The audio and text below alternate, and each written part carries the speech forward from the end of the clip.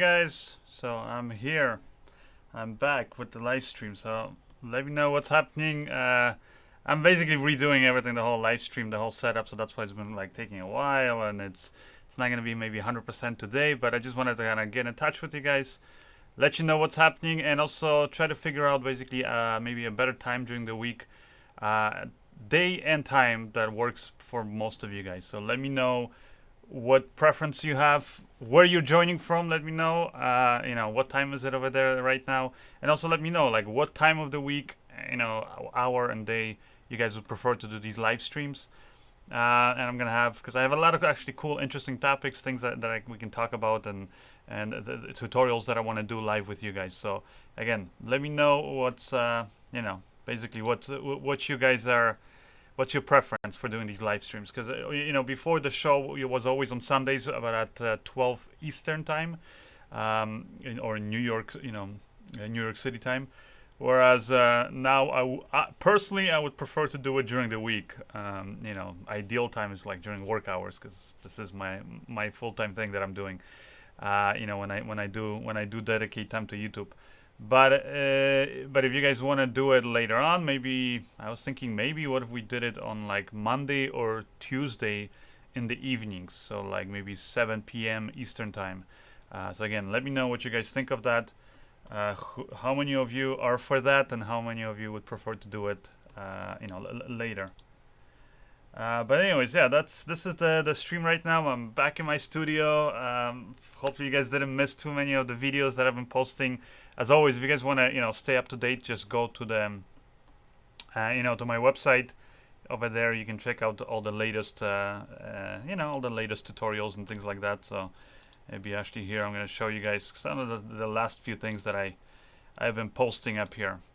So here we are on my website. We got what is it? Some of the new articles. I reviewed some bunch of gear. This little nesting device. A lot of videos actually that I did about the Blackmagic Package Cinema 4K camera. So you guys check that out. There's like a full review of it and things like that, and accessories and best ways to power it. There's also one here where I reviewed a bunch of EVFs. Little quick review of last year. Here's, as you can see, another article I have on my website, Battery Solutions. By the way, if you're not subscribed to my newsletter, make sure you're subscribed to my newsletter, which you can always find if you just go to my website, tomantosfilms.com. Here you can put in your name, and you can basically subscribe. So do that. But yeah, otherwise, I mean, I don't know, I'm kind of waiting for more of you guys to join in, so we can talk. I can kind of, I guess, give you some news, and so we can kind of decide what's the best way to do this thing. But yeah, I was thinking that maybe what you call it. First, let me know where you guys are joining from, and where what you would prefer in terms of the schedule for doing these live streams, because I want to start doing this weekly again. I might actually have some prizes that I'll be giving away weekly and that kind of stuff. So that's one of the reasons. Another post I have up here, I know a lot of you guys were asking, and maybe for those of you who missed it, it's the editing and color grading, basically my video desktop basically. Tour. So I call it the ultimate filmmaking editing suite. So everything from like my computer to my monitors, the speakers, to everything, how I have it set up and why and all that stuff. It's all in here, all the information and the videos. So check that out. Let's see. Look at the comments here. Let's see what you guys are saying here. So we got a lot of comments, I see, which is good. It's good that you guys are active. And unfortunately here, my window's kind of small, so let me maybe bring this up a little bit. Poland, I see, is in the house. That's right, Matt Dreller saying they can never have enough reviews on the Packet 4K, which I agree with it. There's reviews plus just cool videos. I actually have the Packet right here. I don't know if I can reach it. Here's the packet. Maybe take it out. I've been testing some new little accessories for it actually, and doing. I'm gonna have another video coming out about it because there's some interesting things I found about this camera, good and bad. I still recommend the camera, by the way, if you're wondering. Here it is. But there's a newer cage that I've been testing out that is it's kind of making me want to switch from this KMTV cage. Like, there's nothing wrong per se with the KMTV cage, but it's just it's a little heavy. It is a little not heavy maybe, but bulky. It's not they're not that much weight, but it is a little bulky. Like here, you know, over time now as I was trying to use it, this thing sticks out a lot on this side, so sometimes I have problems kind of gripping it or getting a firm grip on this. But anyways, I'm gonna have a whole bunch of videos and tests that I was doing with this camera. Tests about the different adapters that I've been using. So I'm gonna show you guys all the different adapters side by side, and you can see the difference in this way. Because I know the last video I did about this camera, there was some. First of all, I posted by mistake the wrong version of the Metabone speed booster that I prefer to use. But also, there's some interesting things since then I found out when comparing all the different speed boosters. So I got all of them, and I've just been testing them out side by side. I also did a lot of tests for the ISO. Now this camera is good in low light, like I was saying before, but there's some little interesting things to know when you're shooting in RAW and you're shooting in the different ISOs, because well, you technically have two dual, you know, you have dual ISOs, native ISOs. So you do have to choose which kind of range of ISOs you want to shoot right away, even if you're shooting in RAW, which technically RAW means you can change your ISO settings later in post, but not so much with this camera, because there's a few other little things that are little quirky things that I found out. So anyway, so that's going to be part of the video. A few other little extra cool accessories that I found for this, so I'll show you guys in that video. So definitely come back for that. But for now, yeah, let me here just quickly look at the here the comments. What are people saying?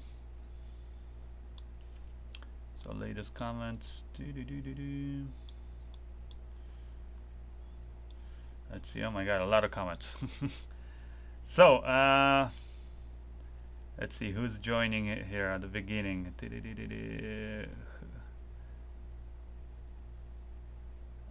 Oh, Trevor Penicky, hey, good to see you're still watching the channel. I know I've been kind of down low the last few months. Been trying to finish my film and all that stuff, and that's kind of the reason why. Brazil, we got Winnipeg, Canada. Oh man, I feel sorry for you guys. Like the whole polar vortex. Let me know who got affected by that whole polar vortex thing, because it was brutal. I mean, I felt it here on the East Coast, but it was nowhere as low. Like, I heard temperatures as minus 50 degrees or something like that Fahrenheit. So yeah, let me know. New Jersey in the house, very close by. UK, Ireland, we got Quebec, Canada, Chicago. Oh, I think you guys in Chicago also got it pretty badly with the weather, right? Germany, what is it? Antigua in the Caribbean. Oh, that is so nice. Netherlands, we got Germany in the house. Hello. Oh my God, so many of you guys. St. Louis, what is this? Lakeland, Florida. We got Poland again. What is this? Latvia. Oh wow, Latvia. I think first time we got somebody from Latvia. So welcome to the show. Who else we got? We got Denmark, Copenhagen, Poland again, India. Okay. What is there? Toronto, Canada. Hello, Toronto. Okay, man. This is Melbourne, Australia. I heard that in Australia you guys actually had it like the exact opposite, like boiling hot over there. So let me know actually. Hopefully you guys are coping well over there. But all right, there's too many comments. I'm trying to keep up here, but anyways, keep on letting me know up here. Yeah, first question for you guys. Let me know what day of the week you'd prefer to do these shows, and I want to bring back the whole thing where I'm going to be featuring some of your works and all that stuff. So let me know. Hello, New York. Hello, Orlando.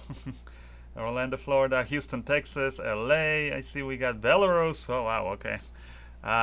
Very cool to see all of you guys here.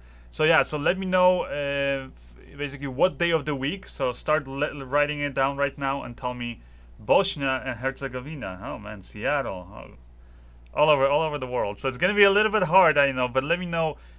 Does this work for you guys? Like Sundays afternoon, like at this time, 5 p.m., or maybe with tomorrow, let's say at 5 p.m., or Tuesday at 5 p.m. So basically the same time as now, but tomorrow or on Tuesday, would that work better for you? Because those are the 2 days that are right now that I'm kind of aiming at. And if anything, I'm gonna be looking, at the comments that you guys leave up here. But yeah, but if anything, I'll kind of try it out. Maybe Monday. I think for me, schedule wise, I think Monday in the evening would work the best. Yeah, I see some people are saying Sunday actually at this time is good.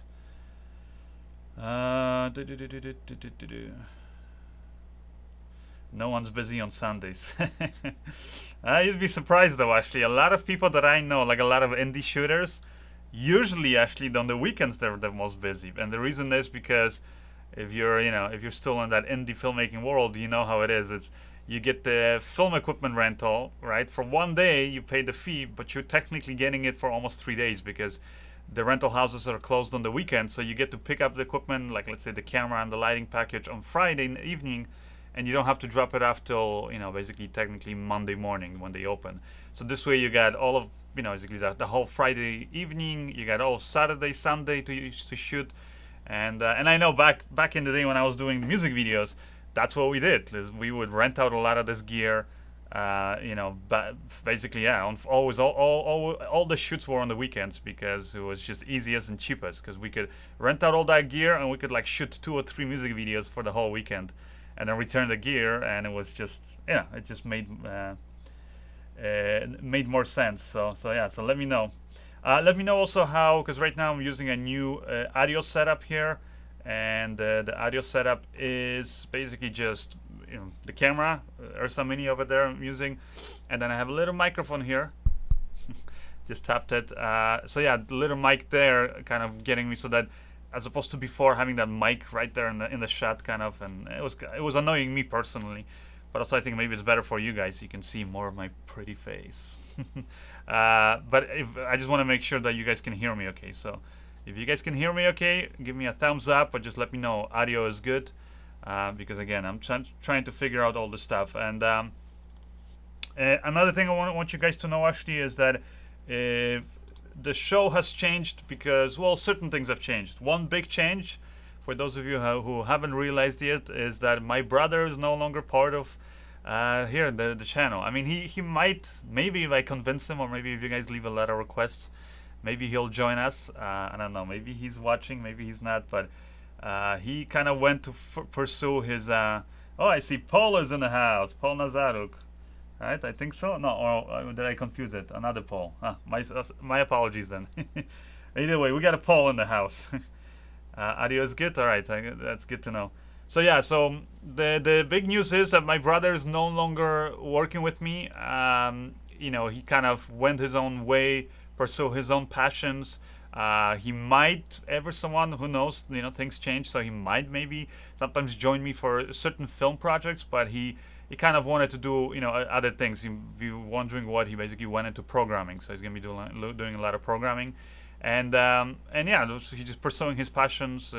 Started a new career, and so since filmmaking wasn't like the number one thing, interest for him, it made sense. So that's also one of the reasons why I kind of stopped doing the show, because when my brother left, it was a lot of things I had to figure out, because obviously he was 50% of basically everything that I've been doing up here. He took care of helping with the live streams, but helping with all the videos I've been posting. Doing everything pretty much on the website. He took care of everything over there. Pretty much, like I said, all of that stuff, especially online, my brother was all behind it. So I was just more kind of in front of the camera. So now, since he left, I'm kind of have to single-handedly take care of everything, and that was one of the reasons. Is it was just too much for me to do, basically take care of everything and try to figure out and kind of get into a new routine, while at the same time committing to a weekly show. So because I couldn't commit the time and do a good show for you guys, I just decided to take a little hiatus. But now I'm back, and And yeah, I'm gonna be doing this weekly. So again, let me know what time of the week and what time of the day you guys prefer. Let's see what people are saying here. No, I didn't fire my brother. Actually, it was more like he left. It was on good terms, but it was yeah, it was a little bit like I could see he wasn't motivated. He didn't have the. It wasn't as interested in doing, especially this YouTube stuff, because I know he loves when we're working on films, like actually film production and all that stuff. Because he's a good writer, and then he also logistically he liked to figure out all these things. But I don't think he enjoyed the whole YouTube thing as much. And so yeah, and then anyways, like I said, he went to pursue his passion. So I couldn't hold him back. Like I said, it was like we had a bit of a transitional period where he was still sort of helping me, but sort of like going after his own thing. And yeah. So anyway, so that's the reason why, like I said, things got switched up the way that they did. Let's see here what else you guys are saying here in the chat. What am I seeing here? The wrong window I clicked. Yeah, that's true. Somebody saying programming is a lot more lucrative than filmmaking. Oh yeah. So if things go really well with my brother, maybe he's gonna be financing my future films. Just have to be really really extra nice to him. Holy shit! Where is it snowing 24 hours? Christian, let me know. Seems a little excessive there. So Panasonic AGE-CX350. I was actually B&H reached out to me. They wanted me to test out that camera.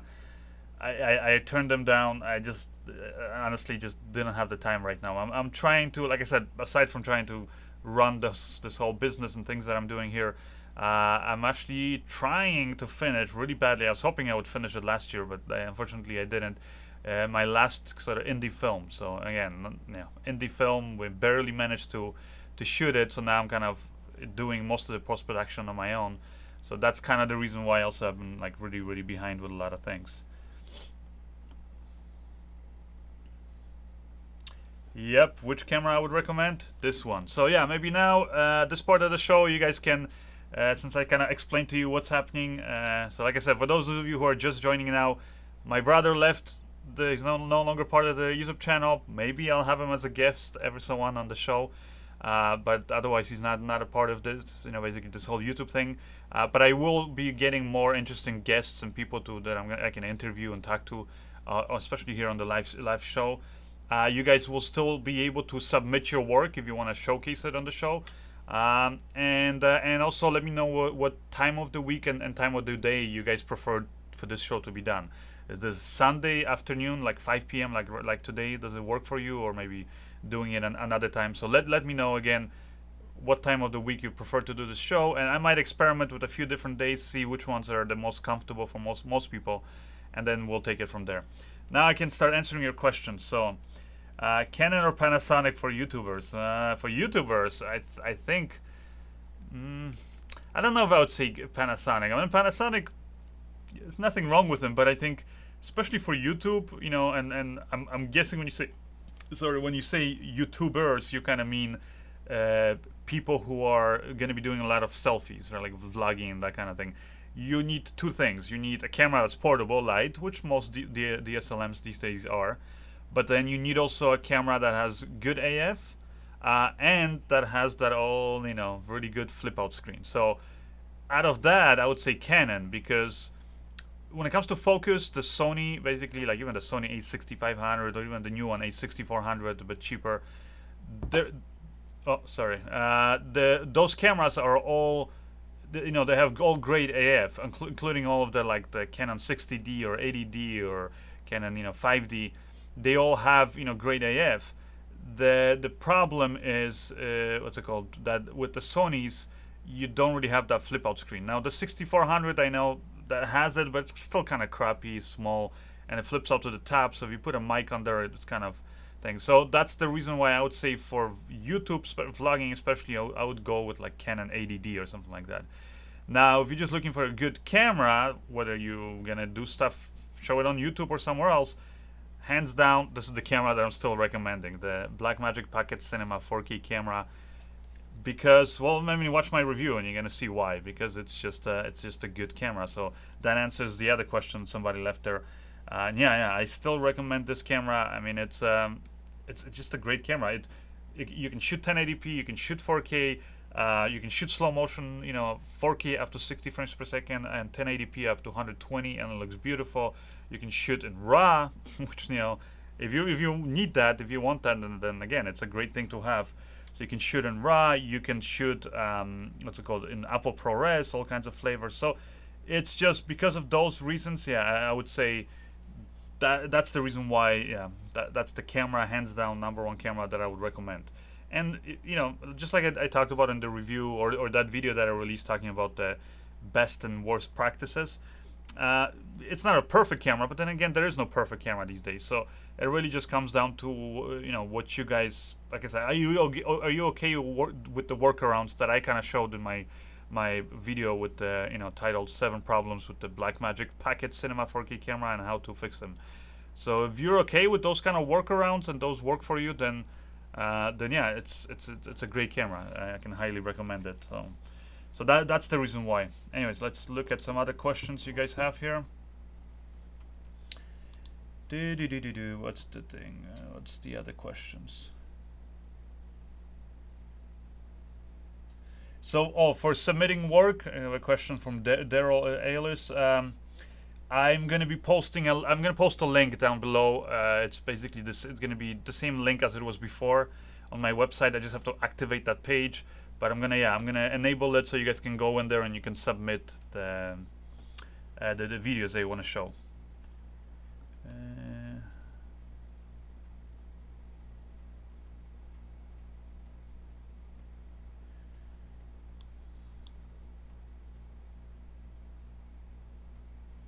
Why not the A7R3 for video? Because A7R3, I mean, as good as it is, it's not a video camera. It has video features, but it's mainly designed as a photo camera. The reason why I suggest this is because this is a camera that a beginner can start using it. We have the basic settings. Actually, the menus and things like that are way easier to see and understand and access the settings. And also, that's another thing I like, is it has only settings that videographers are going to care about. So it's not as confusing, because I know a lot of times beginners buy photo cameras and then they get confused by all these settings and they're like, but why do I have to do this and that? And then it's like, no, then when you tell them, like, no, these settings have nothing to do with video, don't even look at that.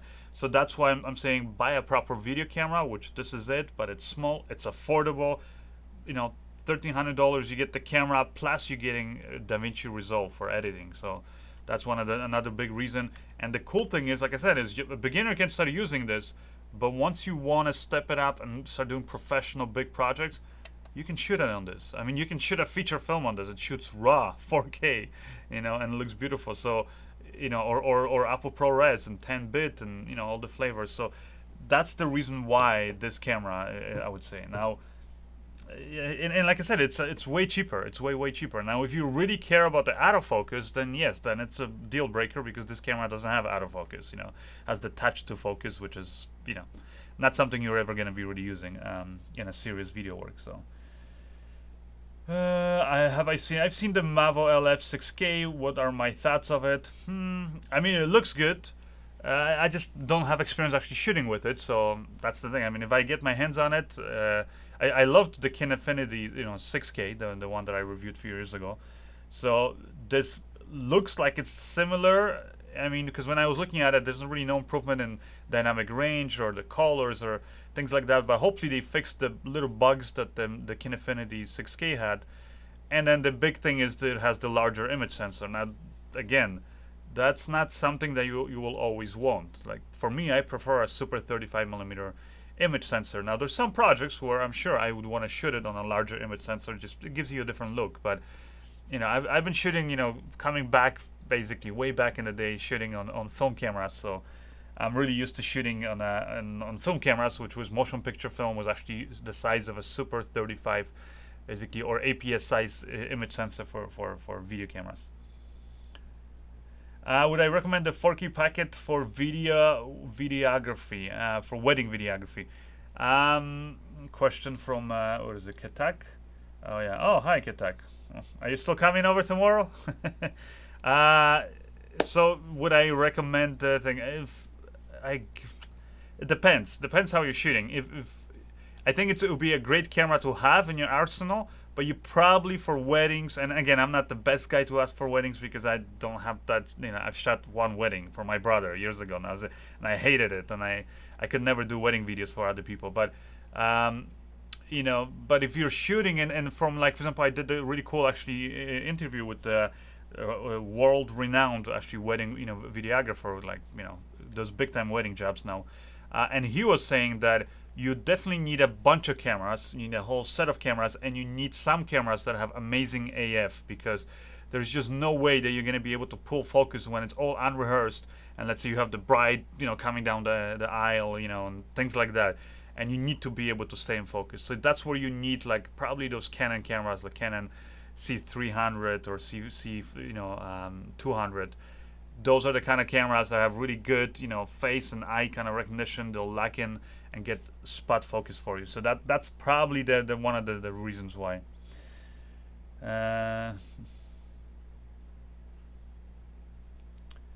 So how does Inspire 2 compare to the Packet Blackmagic Cinema 4K camera in RAW?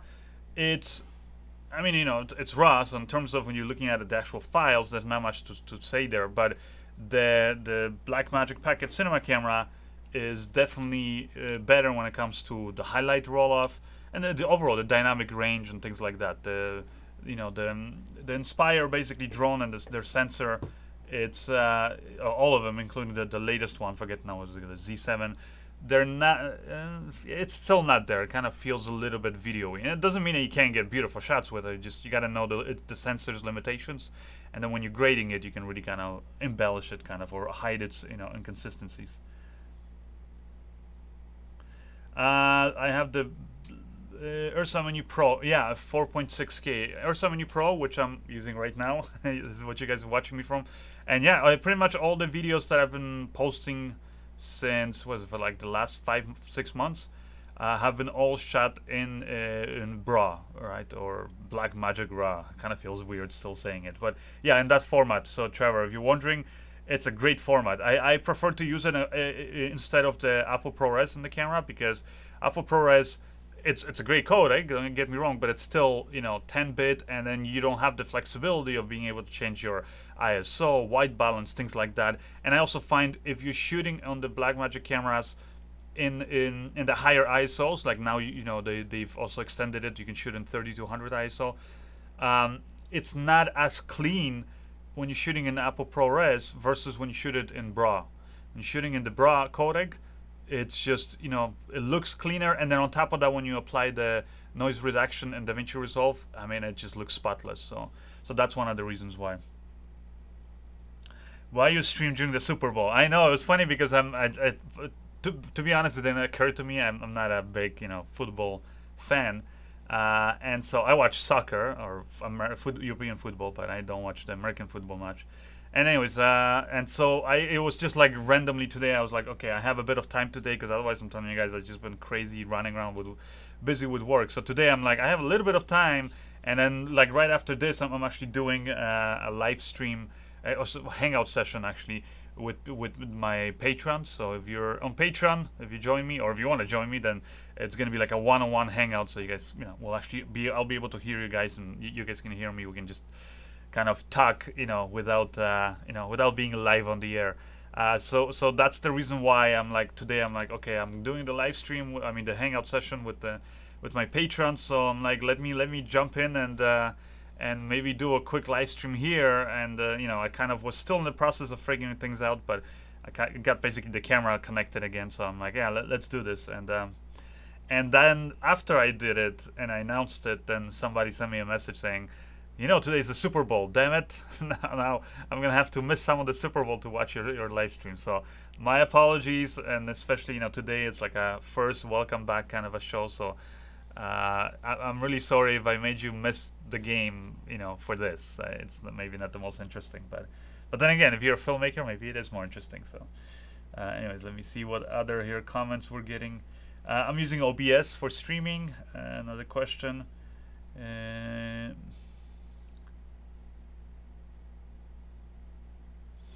let's see.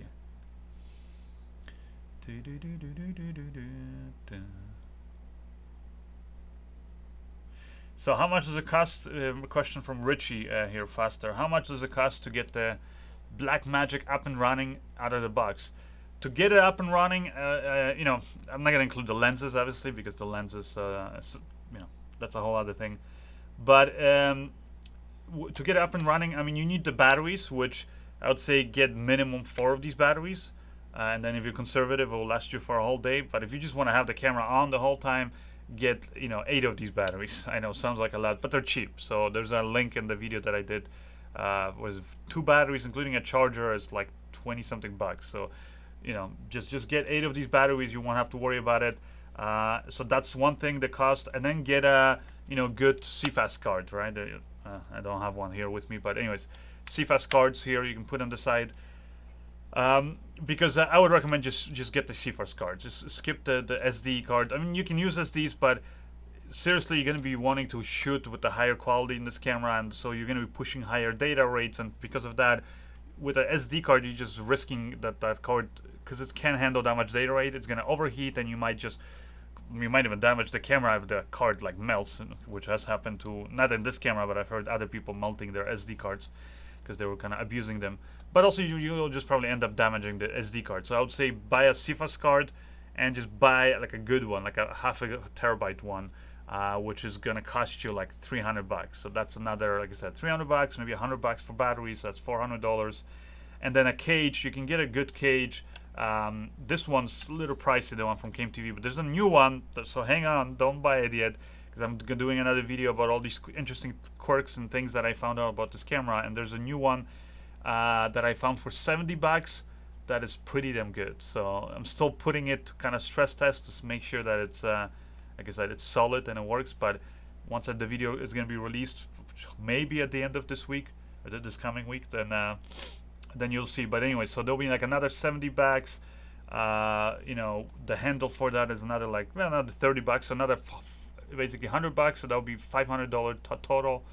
And then you can use micro four thirds lenses. Now, if you prefer to have that more sort of, like I said, where you can even go for the full frame look, but if you want to have like sort of, like most of your APS-C size cameras, then you're gonna want to buy a speed booster. And the advantage of that is it gives you an extra stop of light, so it's even better on low light. So speed booster, like the Metabones one, which I would recommend, is gonna be another $600. So again, you could say another $1,000 for the accessories. Now the speed booster is not a must. It just depends if you want it, because oftentimes I don't use the speed booster. I'll actually take out the speed booster and I'll use a micro four thirds that I have lens that's just a zoom lens, because I actually want that my zoom lens is gonna be basically zooming in even more with the crapped image sensor, right? So that's the thing. But I would say minimum $500 you want to spend. But still, when you consider this camera is $1,300 and it comes with DaVinci Resolve, the full copy, plus $500, that's what, $1,800. So $1,800 and you have a beautiful cinema camera.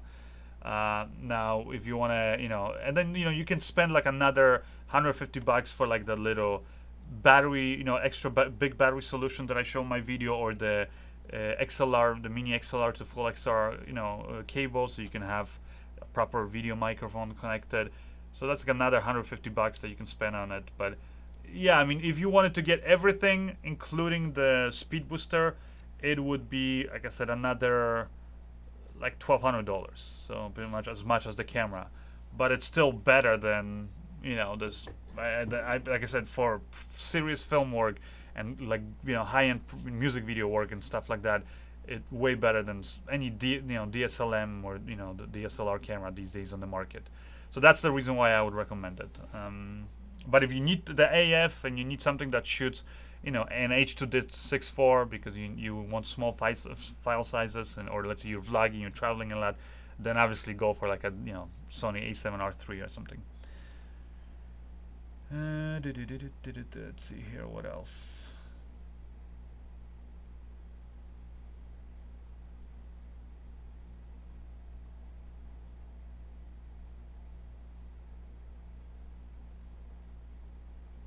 I did a video about my live stream setup. Actually, if you want to question from Cater, um, there's a video basically that I kind of show you what software I use, how I use it in conjunction with all the hardware, which is a little similar to what I'm doing today. But again, I'm changing certain things up because I want to have now more control on the computer now. So I'm basically setting up OBS so I can have more of these transitions and things like that.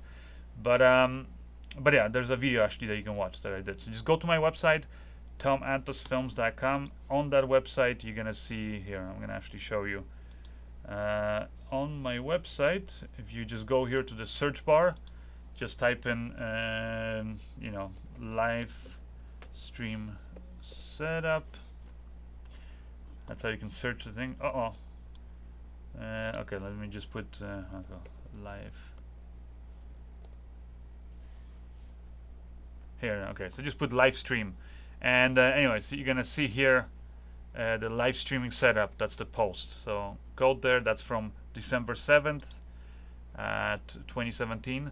And then here we have a video where I kind of walk you through it and show you all the things that I use and I explain why and all that stuff. It's a, you know, it's a post that goes in detail and shows you all the stuff. So that will probably best answer your question. And also the same thing if you go like here to my gear basically page, just click on it and you're gonna see here like advice that I have. And here, you know, again, I'm gonna talk about different cameras, lenses and things like that. So if you guys are basically just wondering what it is that I'm using, including like video editing hardware, then it is all there on my website. So yeah, just a heads up. Anyways, let's look at the chat here again.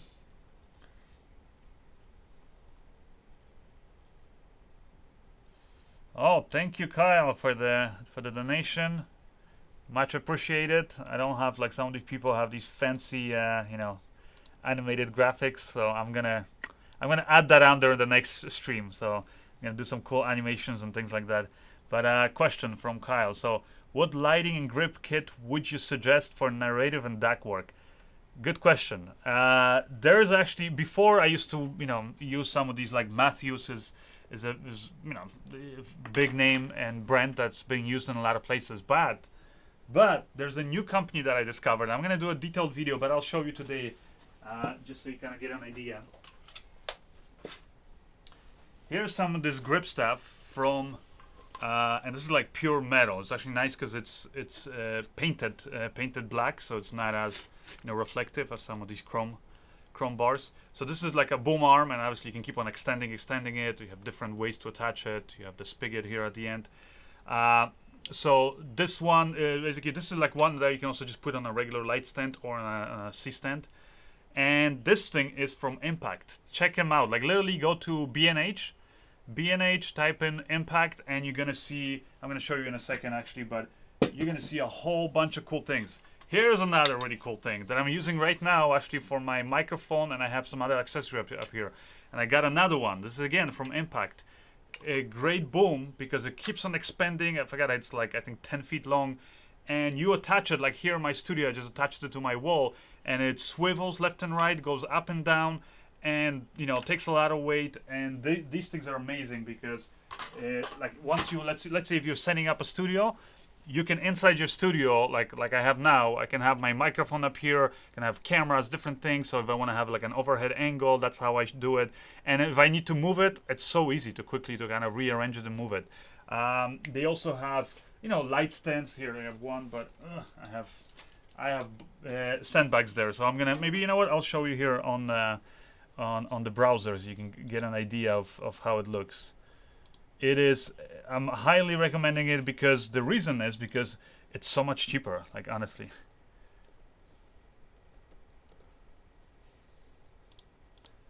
So here, look at it, just go type in Impact. So go to B&H and no, not now. Okay, so in the search basically bar, just type in Impact and then, oh, wait. There you have it. So you have all these things it's showing you, and you have the studio equipment, lighting control, you know, like all the stuff that they have. So for example, for the studio equipment, you have different backgrounds. They have clamps, so I can just show you some of the stuff. Grip heads, and it's honestly like a lot cheaper than buying like the stuff from Matthews or some of these other things. grip lighting equipment, like all of these things. So you have all these things from every little part that you would want to like the big things. So yeah, there's a lot of stuff here to go through. There's a lot of pages. He's one of 50 items basically. So there's actually a C-stand that I got from them. Here, let's see. See all kinds of like grips, grip, clamps and things like that. They're really cool. That I use them here in my studio to see a grip head here, grip kit, one like this. There's another one. See, like the boom arms, different stands, like the cushion stand. Here's the thing: the boom arm that I was just which one is it? I think one of these ones is here. I think it's the one. This is the one that I was showing you. But for example, here's a C stand that they have, $168. Amazing C stand, and they have different types of it, right? So they have a turtle base, and they have other ones too.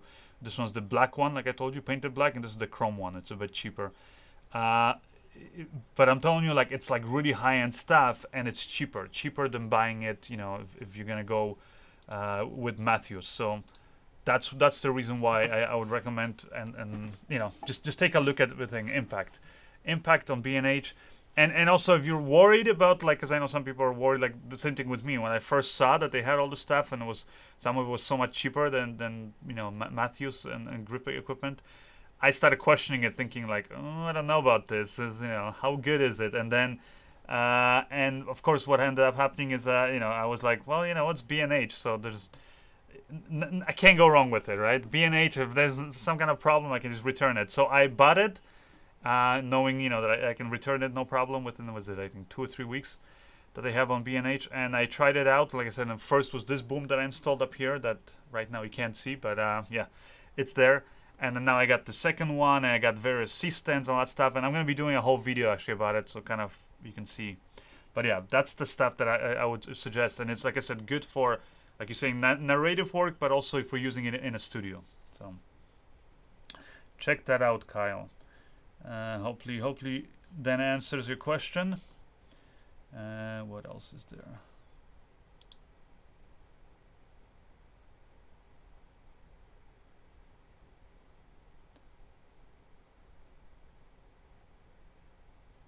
Oh, and Ketak is saying that Impact has student discounts for so if you're a student and teacher. So that's actually pretty good. Thanks, Ketak, for the thing, for letting us know. Yeah, here. Do you think Sony will have to step up, to 10-bit arena?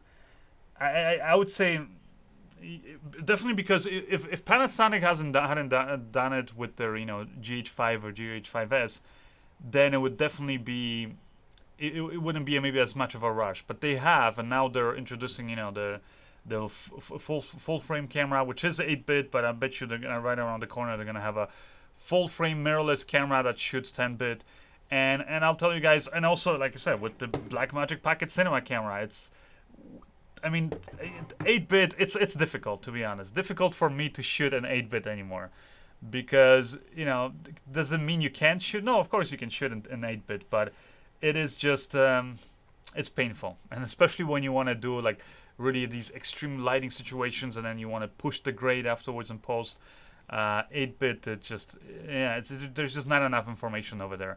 And when you consider now that, like, the DJI Mavic Pro 2, like little portable drones now shoot 10-bit video, it again makes sense that that I think Sony and Canon, Canon's like way behind, so I don't know about that, but Sony definitely, I think, should, if they really want to, like, again, beat out and become like the competition in the mirrorless world, I think with their Sony A7 S3, I think they should, A7, S3, I think they should make it a 10-bit, 4K 60 frames per second for sure, but maybe if they can even do higher bit rate, frame rate. Those are the kind of things that I know people are waiting, and I'll be curious to see what they announce at NAB. By the way, who's going to NAB? Let me know. I'm going to be there this year, so already booked everything, so I'm 100% going to be there. Plus, I've got a few other things happening in LA the week before that. So if you guys are in the LA area, let me know. We can do a meetup, or we can also meet up, during NAB in Las Vegas. We can either at the convention floor or meet up somewhere else. So let me know who's going to NAB. Anyways, next question here. Zcam E2. Actually, yeah. Was it Herald? Or Gerald? Sorry if I mispronounced it. I'm in touch with the company because I would want to get a sample of the camera to like test it out. So it's always hard to get these loaners and things like that. But I don't want to just like go and I've already spent way too much money on other cameras. But it seems very interesting, the Zcam, because it shoots, I believe, in 10-bit. It's micro four thirds, and it's 4/3 image sensor, but it's pretty much the same size like this camera, but it shoots 4K 120 frames per second. It's smaller. It's allows you to be like really reconfigured, and has you can put camera control module to it, like all kinds of cool things it seems like you can do with it. And it has a decent dynamic range from what I've seen. So I'm trying to get my hands on it. Gregory and yeah, I think that's who asked the question. But anyways, I'm trying to get my hands on it, and if I can, then I'm definitely gonna do like an in-depth testing and then a review of the E2 camera. So I'll let you know.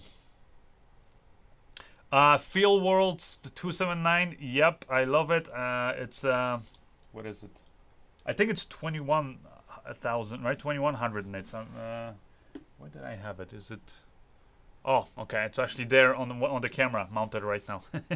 I have it there. So because I have a bunch of monitors there in my studio. But yeah, so I have it mounted there, and it's a great monitor. Like I'll tell you, I did actually. What you're gonna see, I was shooting with this on the Moza Air 2 gimbal, and this thing is decent in sunlight. Like this display, it's actually pretty good. But you're gonna see the difference between this and then that monitor, the Field World monitor. It is like day and night.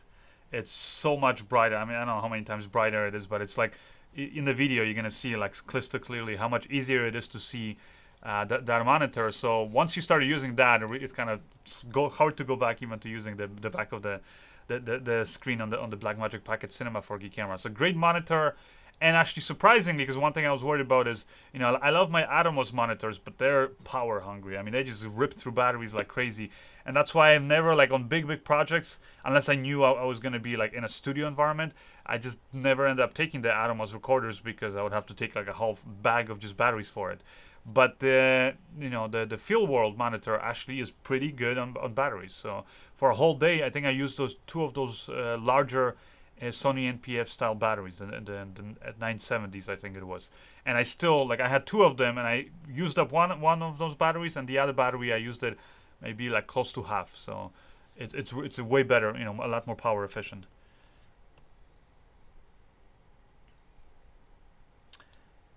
Track forward 10 years, what I think about the camera industry. 10 years, how things can change in 10 years. It's incredible. But if we don't blow ourselves up, I guess, then I think what's going to happen is it's going to come down to a point where I think AI is going to be a big thing. And it's going to be almost like to the point of, like Hunger Games, where they show you sometimes like the behind the scenes, and you have these cameras that are like literally float in space, whether they're like a drone or something, or they're like, using electromagnetic whatever field. And there is actually a company in Israel that's like literally created like the first version of like a flying saucer. It's if you guys haven't, it's on TED Talks. You can watch a video. Spectacular. And literally they created this disc that can you can lock it, and it repels gravity. So basically you can stay perfectly still without making any noise, because drones have the propeller. So, and I think people are gonna somehow use that technology where literally we're gonna have things like they had, in the Hunger Games movies, where you have these cameras that just fly around on their own. They find the right angles, they find the right settings, and you're just gonna be, sitting comfortably in your studio, or behind your laptop or in your phone, and you maybe you won't even have to be typing anything. Maybe you're just gonna be thinking it, and the camera will give you going. Because it's like, think about how much technology has changed in the last 10 years, how much it's changed, and now when you look at like the last 20 years. It's a huge difference. So I think, and it's all growing exponentially. It's not going at the same rate. It's going faster and faster. So I think in 10 years, it can go to that point. The only thing that could slow it down is when you get companies like Canon or even Sony to some point, they're like stingy and they want to milk every dollar, and all they're doing is they're just like incrementally releasing these little improvements. And I think what it's going to take is companies like Blackmagic or more companies like this. They're just going to put out every feature that they can possibly pack into these cameras. And that's how these cameras are going to get to a point. Because think about it. I mean, I even remember I shot, what was it, like 3 or 4 years ago, I shot this project in the up north in Canada. Huge, like huge amounts of snow. I forget now how much it was, but it was like literally hard to walk through there. And I remember we had this whole action scene, and I basically end up taking my drone, and I was inside the little, studio office that we had, nice and warm, while the actors were outside. The actors will still have to be there, and I literally managed to shoot like 90% of that whole thing on a drone, and it was better because there was impossible basically for me to go with the camera because I would end up leaving tracks in the snow, and we needed the snow to be kind of pure and pristine for the actors. So it was a lot better for me to actually fly the drone. Now the sucky thing was is the drone was loud, so we had to double the audio. We had to do ADR. But imagine if you can have cameras that are like floating, suspended in space, anti-gravity technology, and they can, and then on top of that AI driven. So you just kind of think, okay, I want it to be a bit brighter, and I want a shallower depth of field, and the camera will figure out all the settings for you. Like you won't have to worry about that kind of stuff. That's what it's going to come down to. Same thing with focus. You're just going to tell the camera, focus on this guy, and now change to this guy. And the camera will just figure out and do all the focus pulling for you. I honestly see it going to a point. Is it going to be in 10 years? We'll see. Maybe I'm dreaming, but yeah. Now, 10 years, I don't know if cameras like Red are I mean, Red, for those of you guys that don't know, is kind of dying. That's why they're putting out now all these things. They've decreased their prices and putting out these new little improvements and trying to, because the reality is that a lot of these cameras now, like the Blackmagic Pocket Cinema 4K camera or many of these other even like cell phone cameras, they're basically just reaching a level where they're matching Red. I mean, in low light, Red is way behind. I mean, this camera beats it, and your average cell phone these days beats Red cameras in low light. So that's the thing. But and I think Red is again one of these companies that it's kind of becoming a dinosaur. I mean, they're really expensive cameras and they're really milking their customers. So not to say if you want to get the highest resolution, high frame rate, they're still great cameras, but most people don't care about those things. Is what I'm saying. So I think in 10 years it's going to be more like Sony, Canon, Blackmagic, or some other little independent camera companies. But there's cameras, but manufacturers that are really pushing, the technology.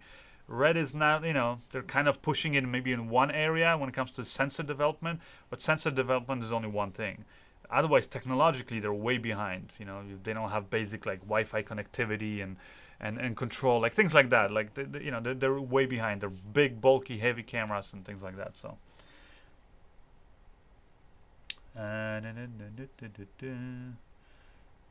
Someone saying no work for us. Yeah, no, there's going to be work for us filmmakers, but it's going to be all up in there, and I think it's going to be a good thing. It's going to come to a point where it's not going to be about who can afford a better camera or who knows the technical things, because at the end of the day, those technical things of setting the right settings in a camera, that's stuff that you can learn. You just take a book and you just knock it over and over, memorize it, and you'll remember it. But it's the creative ideas, right? Like, when do I want it dark, the image? When do I want it brighter? When do I want the shallow depth of field? When do I want the deep depth of field?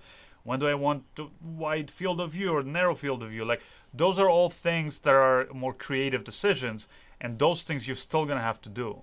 The AI will just kind of listen to it. You'll have like built in the best, you could say, camera operator. Maybe, ACs, whether it's the first or second ACs are going to be out of a job in film industry, but when it comes to cinematographers or directors, you're still going to have to be the one putting in the creative input, so, with that technology.